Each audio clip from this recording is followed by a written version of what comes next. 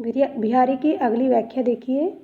इत आवति चली जात उत चली छिसात तक हाथ, चंडी हिंडोरे से रहे लगी उशासन साथ। हिंडोरे का अर्थ है झूला, आवति आना, जात माने जाना, 6-7 यानी कि 6-7 हाथ, और हिंडोरे का अर्थ झूला, और उशासनी मानी उच्छ्वास लेना। ठीक है, ये पंक्तियाँ बिहारी रत्नाकर से ही अवतरित है। और इस दोहे में विप्रलंब श्रृंगार, जिसको वियोग श्रृंगार भी कहा जाता है, का वर्णन किया गया है।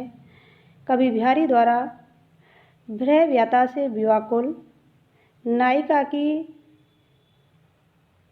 दुर्बलता एवं उन्मादित अवस्था का सुंदर चित्रण इन पंक्तियों में किया गया है। तो अपने प्रियतम के वियोग में नायिका बहुत कमज़ोर हो जाती है और उसकी उस दुर्बलता का यहाँ अतिशयोक्तिपूर्ण वर्णन किया गया है। तो नायिका की भ्रयावस्था को देखकर एक सखी दूसरी सखी से क्या कर रही है, देखो। इत आवत चली जाती है चली 6-7 तक हाथ,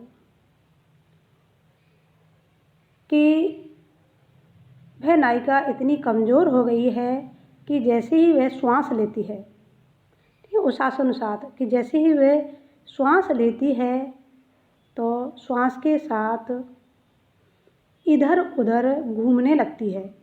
अर्थात कहने का मतलब है कि इत आवत चली जात है उत 6-7 तक हाथ, कि जैसे ही वह श्वास लेती है तो 7 हाथ आगे चली जाती है और श्वास को छोड़ते ही वह 7 हाथ पीछे आ जाती है। चढ़ी हिंडोरी से लगे लगे उशासन साथ, तो ऐसी लग रही है मानो किसी हिंडोले पे झूल रही हो, अपनी श्वास रूपी हिंडोलों पर वह झूल रही है। तो उसकी श्वास ही ऐसी लग रही है मानो किसी हिंडोले के सहारे वह झूल रही हो। तो यहाँ नायिका की जो वियोग अवस्था है उसका अतिशयोक्तिपूर्ण वर्णन बिहारी ने किया है। अगली व्याख्या देखो। लिखन बैठी जाकी सभी, गई गई गर्भ गरूर, बहे न केते जगत के चतुर चितेरे कूर। लिखन बैठी जाकी सभी, सभी अरबी भाषा का शब्द है और इसका अर्थ है मतलब नायिका के सौंदर्य का चित्र अंकित करना। ठीक है, गई गई गर्भ गरूर, गर्भ का अर्थ होता है घमंड, अहंकार। ठीक है, और क्रूर का अर्थ होता है मूढ़ बुद्धि या विचलित बुद्धि वाला, यानी कि लिखन बैठी जाकी सभी। तो इन पंक्तियों में कविवर बिहारी ने नायिका के सौंदर्य का मनोहारी चित्रण किया है।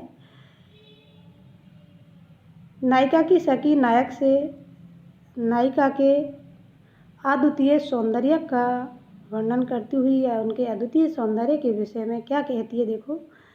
लिखन बैठी जाकी सभी गए गए गुरूर, कि वह नायिका इतनी सुंदर है कि उसका सौंदर्य इतना अनुपम है कि बड़े बड़े यानी कि जो प्रसिद्ध चित्रकार है वे भी उनका चित्र अंकित करने में सफल नहीं हो सके। और उनमें चित्रकार होने का जो गई गई गरूर, जो अहम था चित्रकार कि हमसे अच्छा कोई चित्र अंकित नहीं कर सकता, तो उनका यह अहंकार भी समाप्त हो गया और कोई भी चित्रकार उन नायिका के सौंदर्य को अंकित करने में सफल नहीं हो सका। कि जितने भी बड़े बड़े चित्रकार उसका चित्र बनाने के लिए अभिमान पूर्वक आए थे वे लौट गए हैं, क्योंकि उनका जो सौंदर्य है वह क्षण प्रति क्षण परिवर्तित होता रहता है, इसलिए उसका चित्र अंकित करने में वो सफल नहीं हो सके।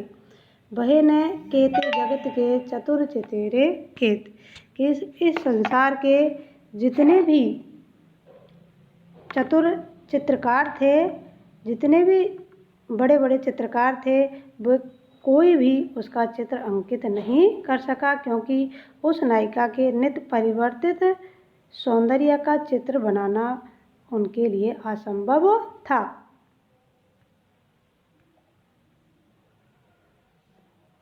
अगली व्याख्या है।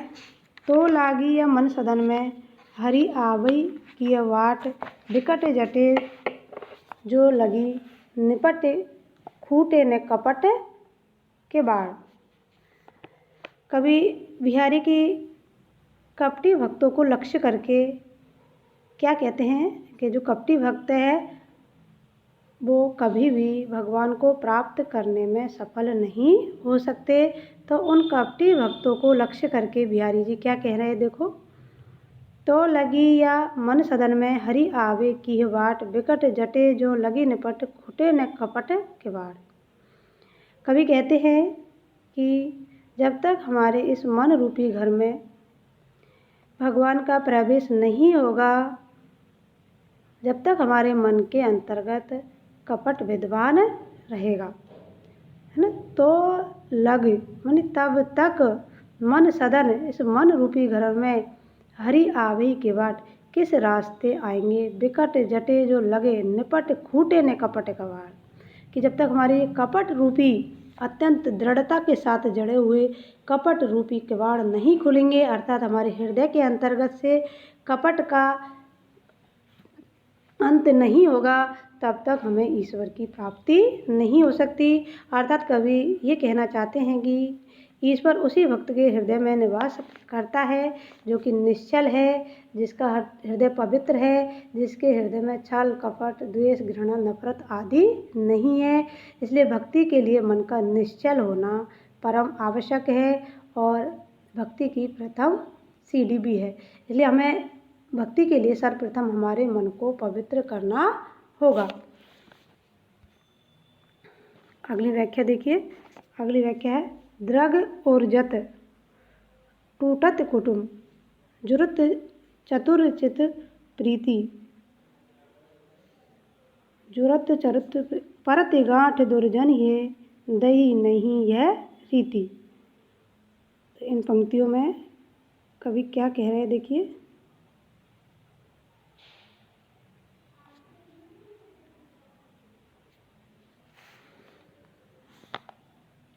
जब प्रेमी प्रेमिका मिलते हैं तो उनके जो नेत्र है आपस में एक दूसरे में उलझ जाते हैं। पर उसका परिणाम क्या होता है देखिए। द्रग और जत कि प्रेमी और प्रेमिका के नेत्र एक दूसरे से मिले, टूटत कुटुम, तब उनके जो पारिवारिक संबंध थे वो पूरी तरह टूट गए। जुरत चतुर चिति प्रीति, और इसके पश्चात उन दोनों के मन में एक दूसरे के प्रति प्रेम उत्पन्न हो गया, अर्थात प्रेम के सूत्र से वो जुड़ गए। परत गांठ दुर्जन ये दई नहीं यह रीति, परंतु उनके इस मिलन से अर्थात प्रेमी और प्रेमिका के संयोग से जो दुर्जन लोग थे, दुर्जन ये, दुर्जन माने दुष्ट लोग थे, ये माने उनके हृदय में परत गांठ क्या पड़ जाती है, गांठ पड़ जाती है। वस्तुतः देखा जाए तो ईश्वर ने प्रेम की दई नई यह रीति, यह एक नई रीति प्रदान की है कि जो दुष्टों के जो हृदय है उनसे वो दुखी हो जाते हैं। तो ईश्वर ने यह प्रेम की एक नई परिभाषा हमें सिखाई है। अगली व्याख्या देखिए। छिनक चलती ठटुकती छिनक, भुज प्रीतम गलडार, चंडी अटा देखत खटा, बिजू छटासी नार। यह भी बिहारी रत्नाकर से ही अवतारित है। तो इसमें भी अभिसार का वर्णन किया गया है कि क्षण प्रति क्षण वह किस प्रकार परिवर्तित होती है। देखो, छिनक चलती ठुटकती छिनक, कि क्षण पर तो वह चलती माने चलती है, और छनक ठुटकती, और क्षण भर के लिए वह क्या करती है, ठटुकती का अर्थ था ठहर जाती है, रुक जाती है। भुज प्रीतम गर डाल, वह नायिका अपनी प्रियतम के गले में या प्रियतम की बाहों में वहाँ डाल करके आनंद से क्या करिए, चंडी अटारी देखे बिजू छटासी नार, अटारी पर चढ़ करके जो आकाश के अंतर्गत जो बिजली चमक रही है उस बिजली को निहार रही है।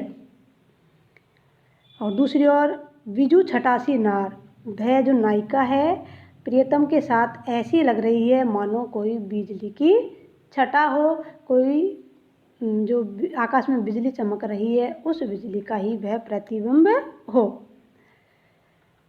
अगली है बतरस लालच लाल की मुरली धरी लोकाय, सोहे करे मोहिनी हंसे दे न कहे नटी जाए। तो नायिका श्री कृष्ण की मुरली को छुपा कर रख देती है। तो जो श्री कृष्ण है वे क्रोधित हो जाते हैं और किस प्रकार से वो अपनी मुरली उनसे मांगते हैं देखिए। इसमें राधा की चतुरता का अथवा नायिका की चतुरता का वर्णन करते हुए बिहारी जी कह रहे हैं, बतरस लालच लाल की मुरली धरी लुकाए। कि नायिका ने नायक को यानी कि श्री कृष्ण को बतरस लालच अपनी मीठी मीठी बातों के रस में क्या कर लिया, लालच के कारण उनकी जो मुरली थी धरी लुकाए, उसको छुपा करके रख दिया। कि पंक्ति का अर्थ ये है कि नायक श्री कृष्ण की मुरली को छुपा करके रख देती है। फिर श्री कृष्ण यानी कि नायक उनसे पूछते हैं, सोहे करे मोहे नहीं कटे। तो वो नहीं लेने की शपथ कहा जाती है कि मैं शपथ पूर्वक कहती हूँ कि मैंने तुम्हारी मुरली नहीं ली है, लेकिन शपथ लेते समय वह मोहिनी हंसे अपनी भौं से हंस जाती है, दे न कहे नट जाए। फिर श्री कृष्ण भगवान उनसे अपनी मुरली मांगते हैं कि तुम मुझे मेरी मुरली दे न कहे दे दो, मतलब मेरी मुरली मुझे वापस प्रदान करो, नटी जाए। इस पर जो नायिका है वह नट जाती है, यानी कि उससे मना कर देती है कि मेरे पास तुम्हारी मुरली नहीं है। इस प्रकार नायक श्री कृष्ण से प्रेम करती है, इसलिए उन्हें अपनी बातों में फंसा करके उनके साथ अत्यधिक समय व्यतीत करना चाहती है। इसीलिए इसी लोभ लालच के कारण वह उनकी मुरली छुपा करके रख देती है और चतुराई से शपथ खाती है, फिर हंस जाती है, फिर मना करती है, जिससे नायक विवश बना रहे, जाए भी नहीं और वह उनकी मुरली भी प्रदान नहीं करे और ज़्यादा से ज़्यादा समय वह उनके साथ व्यतीत करे। धन्यवाद।